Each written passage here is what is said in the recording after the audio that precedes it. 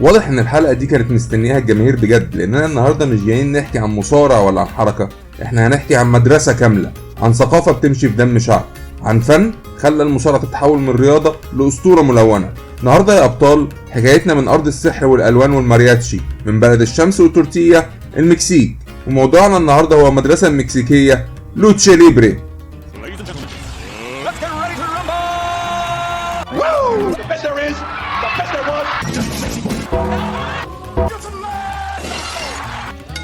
حكاوي المصارعة. كل حاجه بدات سنه 33. واحد اسمه سلفادور ريتيرو، راجل كان مغرم بالمصارعه الامريكيه اللي شافها في تكساس، قرر انه ياخد الفن ده معاه ويرجعه بلده المكسيك، بس مش بنسخته الامريكيه بل بنكهه مكسيكيه خالصه. عمل اتحاد سماه امبريسا مكسيكانا دي لوتشا ليبري EMLL، وده النهارده معروف باسم CMLL، وهو اقدم اتحاد مصارعه شغال حتى هذه اللحظه في العالم كله. لكن السر مش في الاتحاد، السر في الشخصيه اللي اتبنت عليه المدرسه المكسيكيه. شوف يا سيدي، المكسيك في الثلاثينات كانت طالعه من ازمات سياسيه واقتصاديه كبيره، الناس كانت محتاجه حاجه تديهم امل، بطل شعبي يمثلهم، مش سياسي لكن بطل بيقف على حلبة ينتصر باسم العداله والشرف. ومن هنا ولدت فكره المصارع المقنع، مفيش اسماء، مفيش شهره شخصيه، في رمز يمثل الخير وضده رمز يمثل الشر.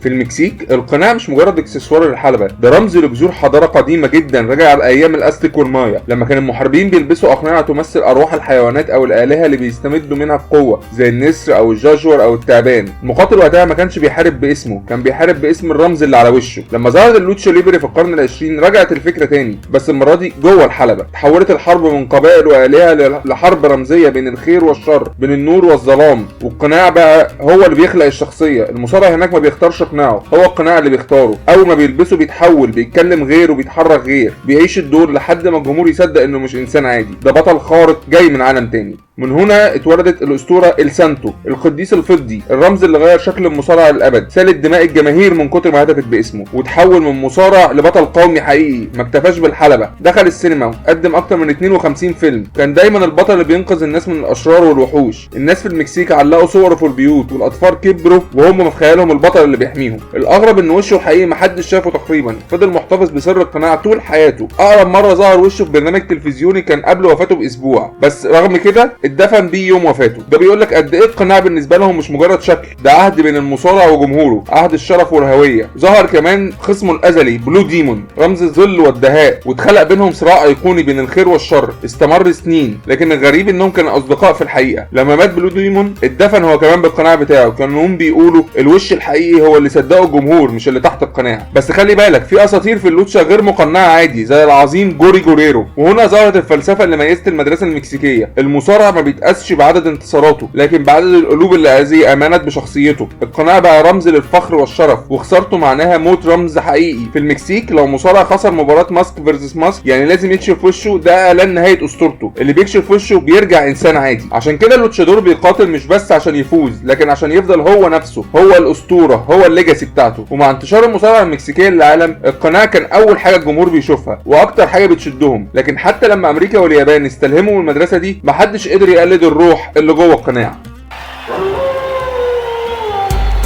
المدرسة المكسيكية مختلفة عن أي مدرسة تانية في العالم. بينما الأمريكان بيحبوا القوة والضخامة والشغل البطيء والحكايات الدرامية، اليابانيين بيحبوا الواقعية والعنف والتكنيك. المكسيكيين عندهم حاجة تانية خالص، الجمال البصري. اللوتشادور اللي هو المصارع المكسيكي هو فنان أكروبات، بيطير فوق الحبال كأنه سوبرمان، بيعمل هوريكورانا بسرعة البرق، نوتكون هايلو على الخصم بره الحلبة، يتشقلب كأنه راقص سيرك مدرب من سنين. ده غير إن الجمهور المكسيكي عاطفي جدا، بيعيش الماتش كأنه فيلم، كل حركة بتاخد واو، كل سقطة بتجيب أوه. وده اللي خلى اللوتشادور لازم يقدم عرض ممتع قبل ما يفكر في الفوز. اشهر حاجه في المدرسه المكسيكيه انها ثلاثيات، يعني ماتشات 3-3، تريوس تاك تيم، اختراع مكسيكي خالص. ده نظام بيخلي العرض سريع ومليان لحظات مذهله. كان في ابطال متخصصين في الطيران زي ميل ماسكارس اللي كان اول مصارع مكسيكي يشارك في WWF سنه 76. وصولا الى الثمانينات والتسعينات المصارعه المكسيكيه كانت في اوجها. ظهر اتحاد تاني باسم تريبل اي سنه 92 اساسه مصارع سابق اسمه انطونيو بينا. ده حول اللعبه لعصر جديد، بقى في تنافس ما بين اتحادات مشاهدين كبار، الوان اكتر وكاميرات احسن وسيناريوهات اغرب، ومن هنا بدا العالم يلاحظهم بجد. الاتحاد الامريكي WCW قرر يجرب حاجه، طب ما نجيب اللوتشادورز دول عندنا ونعمل قسم كروزر ويت، ناس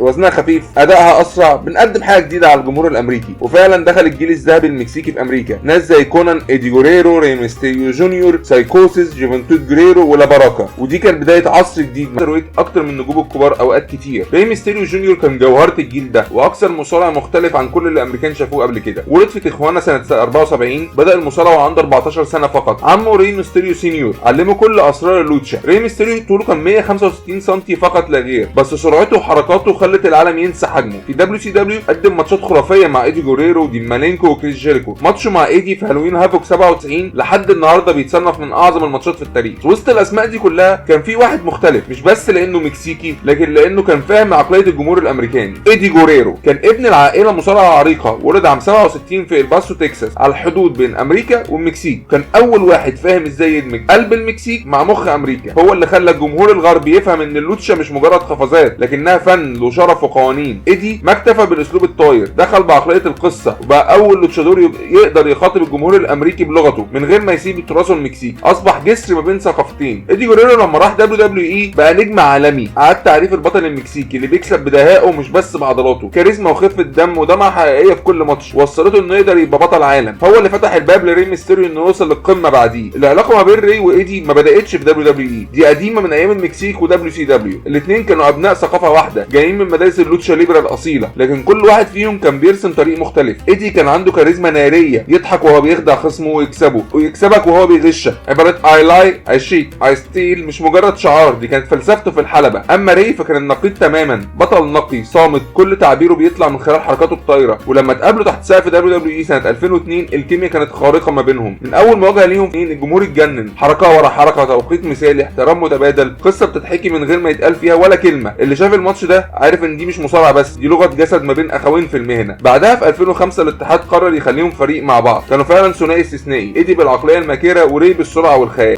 فازوا سوا بالقاب الفرق، عاشوا فتره من اجمل فترات سماك داون، لكن زي كل قصه عظيمه في المصارعه دايما بيجي المنعطف الحزين. الاتحاد قرر يحول صداقتهم الى عداء درامي. بدات قصه من من والد دومينيك، واحده من اغرب واشهر القصص في تاريخ WWE. القصه دي جمعت ما بين التمثيل والعاطفه والحقيقه في مزيج عبقري. الكل كان عارف انه تمثيل، لكن اداء ري وايدي خلى الناس تصدق كل لحظه. ايدي كان الشرير اللي الناس بتحبه، وري الاب المكافح اللي بيحارب لاجل ابنه، لكن الحقيقه ان القصه دي كانت اخر مره نشوفهم سوا. في نوفمبر 2005 رحل ايدي جوريرو عن العالم فجاه. الخبر نزل كالصاعقه، كان اكبر وداع للمصارع في التاريخ الحديث. كل الجماهير كانت بتعيط بجد، لان ايدي ما كانش مجرد بطل، كان روح المدرسه المكسيكيه في انقى صور. وري انهار تماما. في كل مقابله بعد كده كان بيقول ان جزء منه مات يومها. من اللحظه دي ري قرر ان كل خطوه في الحلبه هتبقى تكريم لروح ايدي. دخل رويال رامبل 2006 وهو اصغر جسدا من اي مصارع فيها، لكنه قاتل كانه بيقاتل لاجل صديقه الراحل. فضل في الحلبه اكتر من ساعه وكسب المباراه وسجل رقم قياسي جديد، وبعدها بشهور فاز بلقب العالم لاول مره في مسيرته في ريسل مانيا 22. والعباره اللي قالها بعدها كانت بسيطه ولكنها وجعت قلوب العالم كله: This one for you ايدي. من هنا ري ما بقاش مجرد لوتشادور، بقى رمز الوفاء، بطل الشعوب الصغيره اللي بتحلم تكسب رغم فرق الحجم والقوه. وايدي فضل عايش في كل حركه بيطيرها ري فوق الحلبه. في المكسيك المصارعه مش مجرد مهنه، ده نسب بيتورث زي لقب العيله او الميراث. الاسم بيتسلم من جيل لجيل ومعاه القناع والاسلوب. حتى الخصومات القديمه هي كمان بتتورث. تعال نرجع بالزمن ونشوف اهم العائلات اللي شكلت هويه اللوتشا ليبري. عائله الجوريرو، الجذور اللي روت الشجره كلها. الاسم لوحده كفايه يخليك تقوم واقف احتراما. الاسطوره جوري جوريرو هو الاب المؤسس للعيله، واحد من اول الناس اللي خلطوا بين الاسلوب الامريكي واللاتيني في الاربعينات. الراجل ده مش بس مصارع، ده مخترع حركات، اخترع حاجات كتير قوي بقت من كلاسيكيات المصارعه زي الجوري سبيشال. وفي حركه كمان مشهوره بس مش معروفه ان هي من المدرسه المكسيكيه، هنخليها قدام شويه هنتكلم عليها. مصارعين كبار استخدموا حركات جوري كاساس لحركاتهم بعد كده. جوري كمان كان عبقري في فهم السيكولوجي جوه الحلبه، كان يؤمن ان المصارع لازم يحكي القصه بجسمه ومش بصوته. من الفكر ده خرج اولاده شافو سينيور، هيكتور، ماندو، كل واحد فيهم خدم اللوتشا ليبري بطريقته. والجيل الجديد كمان ظهر شافو جونيور، وكمان الاسطوره والجوهره الحقيقيه ايدي جوريرو، الراجل اللي حول الفن الشعبي الى اسطوره عالميه. بفضل جوري وثم ايدي بقت عائله جوريرو هي الرمز الاوضح لتاريخ المكسيك في العالم العالم كله. عيله علمت المصارعه يعني ايه قصه تحكى بين الحبال. تاني عيله معانا هي عيله ميستيريو، القناع اللي كبر مع الزمن. بدات الحكايه من ري ميستيريو سونيور اللي اسس اسلوب الطيران الخيالي في الثمانينات. بعد كده ظهر ابن اخوه ري ميستيريو جونيور، هو اللي خلى الاسم اسطوره عالميه، خصوصا بعد انطلاقه في WCW و WWE. ظهر حاليا دومينيك ميستيريو اللي بيكمل السلسله داخل WWE كرمز لصراع الجيل الجديد مع التقنيه القديمه والدراما الحديثه. عائله فيلانو ابناء اللون البنفسجي، من اكتر العائلات اللي بتحمل طابع الكلاسيكي المكسيكي. 5 اخوه من اول فيلانو 1 الى فيلانو 5، اولاد الاسطوره ري مندوزا. كانوا دايما بيجسدوا فكره العائله ضد العائله في خصومات ملحميه مع عائله فاجنر. عندهم مبدا ثابت، الشرف قبل الشهره. عائله فاجنر الدكاتره اللي بيعالجوا بالضرب، من دكتور فاجنر الاب لغايه دكتور فاجنر جونيور، وحاليا كمان الهيجيدو فاجنر جونيور. دي سلاله الرمزيه فيها اقوى من اي لقب. كلهم حافظوا على الرداء الابيض والاسود كانهم كانت طقوس القتال لحد النهارده. ابنهم الهيجيدو فاجنر جونيور بيكمل الارث في التريبل اي بنفس المهابه والهيبه القديمه. عائله كاساس العباقره الفنيين في CMLL. نيجرو كاساس هو استاذ الجيل في الاسلوب التقني المكسيكي. اخواته هيفي ميتال وفيلينو وابنه تايجر كلهم بيمثلوا مدرسه اللي بتعتمد على المهاره والحركه الدقيقه اكتر من الشو. كاساس هو المدرب اللي خرج من تحت ايده نص نجوم المكسيك الحاليين. عائله ديناميتا الشر اللي بيجري في الدم. الاخوه الثلاثه يونيفرسو 2000، سين كاراس، ماسكارا اونو 2000. اتعرفوا ان هم اشرار المكسيك رقم 1 في الثمانينات. كانوا دايما الرودوس، ده معنى كلمه الهيلز في المدرسه المكسيكيه. خصوماتهم مع لوس انفرنال واتلانتس اتسجلت في التاريخ كانها حروب ما بين الخير والشر. عائله جارزا من مونتيري الى WWE، من همبرتو جارزا سينيور اللي بدا الطريق الى هيكتور جارزا اللي لمع اسمه في WCW، ثم الجيل الجديد انجيل جارزا وهمبرتو كاريلو WWE. العيله دي مثال على التطور الطبيعي للمصارع المكسيكي من المحليات للعالميه بس من غير ما ينسى اصوله. عائله باركا العظمه اللي لابس عظم. إلي بارك والمعروف كالا باركا الاصلي صنع مزيج نادر ما بين الكوميديا والعنف. من بعده ابنه الهيجيدو إلي باركا حافظ على نفس الشخصيه المرعبه اللي بتضحك وتخوفك في نفس الوقت. قناع العظمه ده بقى رمز للثقافه المكسيكيه الشعبيه زي اي بطل قومي. عائله السانتو القديس اللي بقى اسطوره. السانتو هو الاسم اللي مش محتاج تعريف، بطل قومي رمز ثقافي محبوب من الجماهير من الاربعينات لحد النهارده. ابنه الهيجيدو دي سانتو وحفيده سانتو جونيور بيكملوا الارث بنفس القدسيه تقريبا. القناع الفضي بقى شعار دوله مش مجرد زي مصارع. من وسط كل الاسماء دي هتلاحظ حاجه مهمه جدا، كل عائله مش بس ورثت اسم لكن ورثت قيمه، اسلوب، حكايه، كأن المصارعه عندهم ارث تاريخي بيتحافظ عليه بالدم والعرق.